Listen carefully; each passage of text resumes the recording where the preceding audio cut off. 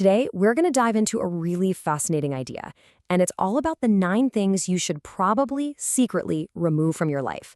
And fair warning, it's going to challenge a core belief that pretty much all of us have about self-improvement. You know the drill, right? We think that to get better, we have to add more stuff, more habits, more goals, more discipline. But what if we've got it all backward? What if the real key to unlocking growth isn't about adding it all, but about taking things away? And this is the big idea we're digging into. That real, lasting transformation, the kind that gives you actual mental freedom, it all starts with the art of psychological elimination. It's about finding those invisible habits that are quietly running the show and shaping who you are. So, what are we subtracting exactly?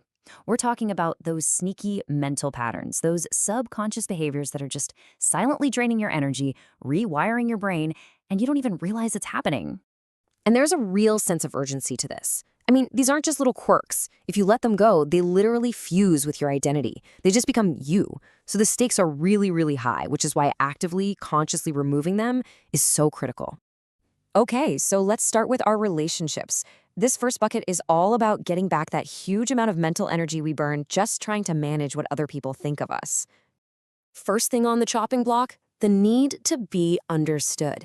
Psychologists have a term for this, social validation dependency. You know that feeling, that deep, constant craving for people to just get you. But when your inner peace depends on someone else's perception, well, you've handed them the keys to your own head. Real freedom starts when you can truly accept that most people will never fully get you, and that's completely okay. And this leads right to the next one, that guilt you feel for outgrowing people. You ever felt that? That weird tension when you've changed and old friends or family kind of look at you funny? That's called identity dissonance. But listen, you should never, ever apologize for evolving. It's not a betrayal. It's actually a sign that you broke out of an old mental loop. It's proof that you're growing.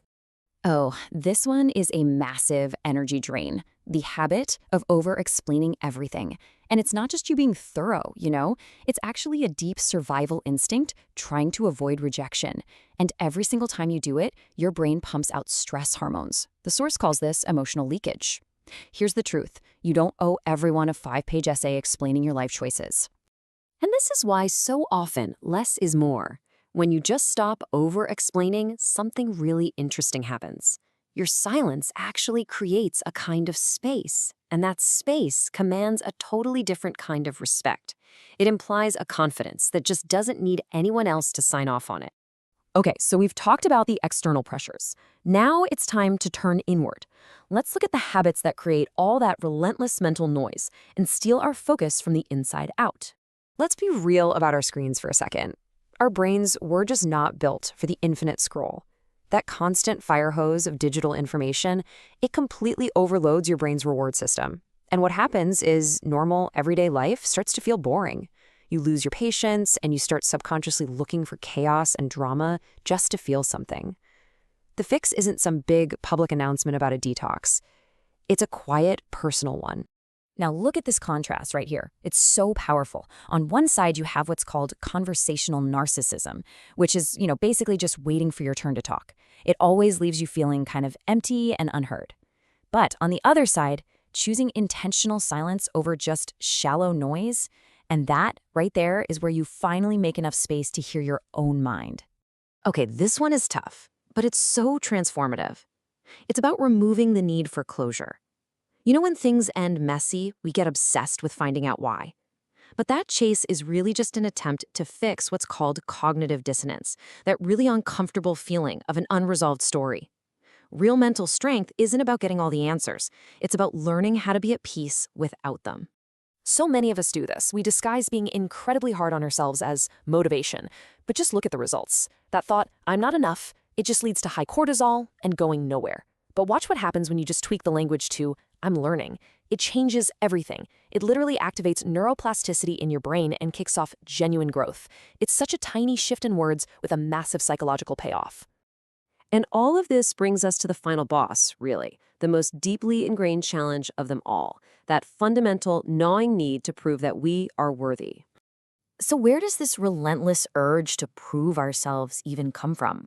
Well, a lot of the time, it's rooted in a childhood pattern of conditional acceptance, where praise and love were tied to what you accomplished.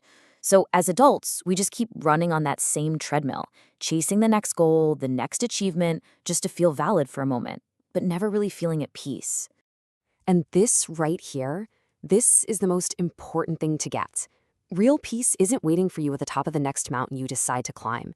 It begins the exact moment you stop climbing and realize that your right to just exist is totally unconditional. You already deserve it, whether anyone is clapping for you or not. So what actually happens when you start secretly removing these things from your life? Well, at first, your brain might fight back. It might feel a little empty because, honestly, we sometimes mistake our familiar pain for safety. But then, the transformation begins.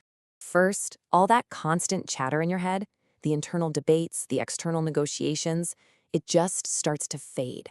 And a real sense of calm starts to bubble up from underneath all that chaos. And then, something pretty incredible starts happening on a neurological level.